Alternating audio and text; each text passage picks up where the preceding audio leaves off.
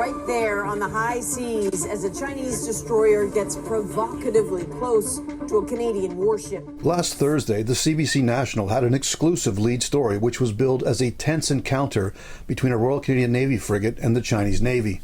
As a close follower of all things Canadian military, I was naturally spellbound to discover the nature of this armed showdown in the East China Sea. We begin tonight with a story you'll only see on CBC News. The news anchor assured viewers that this being a CBC exclusive, I could only get this story via Canada's national state broadcaster. It's time to target just what constitutes a tense encounter with the Canadian Navy. The story starts on the flight deck of HMCS Ottawa, wherein the reporter assures Canadians that the moment of tension has not passed as two Chinese warships continue to flank the Canadian vessel. There is a Chinese destroyer over there and over there. We're informed that the Chinese Navy has grown increasingly assertive in recent months. As the imagery cuts to grainy footage of a relatively distant Chinese naval vessel, the reporter tells us, "This is what China pushing back against other powers looks like." Although the journalist torques the tale by claiming that such Chinese aggression runs the risk of collision, at no point does it appear that the Chinese vessel came anywhere near the convoy of Allied warships.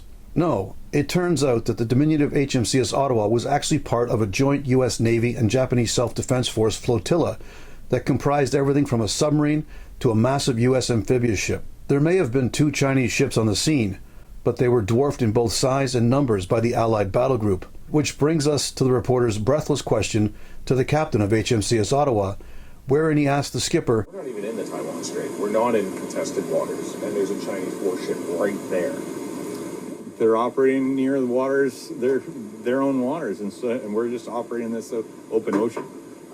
They're as curious about, I think, our behavior as we are of theirs. Undeterred by Patchell's common sense reply, the reporter tried to further torque this non-story by claiming, "This one encounter is an example of how China is seeking greater influence and control of the waters around its neighbors, sending what is now the world's largest navy further from its shores." First of all, it needs to be remembered that this tense encounter took place in the East China Sea. That is hardly to be considered far from China's shores when their country is literally in the name of the waterway. Secondly, the ridiculous notion that China's navy is now the largest in the world needs some clarification. While technically China may indeed possess the most number of ships painted in warship gray, this in no way reflects the relative strength of that fleet.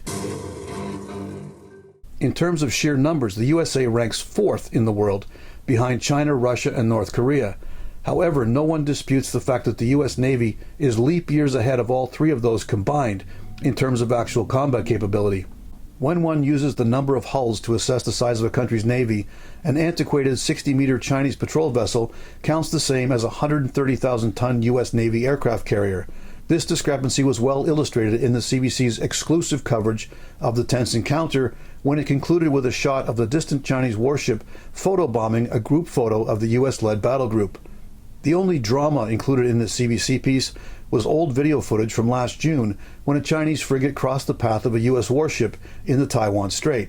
Just in the past few days, Adrian, we have seen Chinese drones, Chinese fighter jets. No doubt the CBC producers and the Public Affairs branch at the Department of National Defense hoped that by putting a camera crew from Canada's state broadcaster aboard HMCS Ottawa, they would indeed capture an actual tense encounter. However, given that the Chinese warships simply monitored the Allied battle group in the East China Sea, it is hard to define what transpired as an encounter, let alone tense. It may have been exclusive.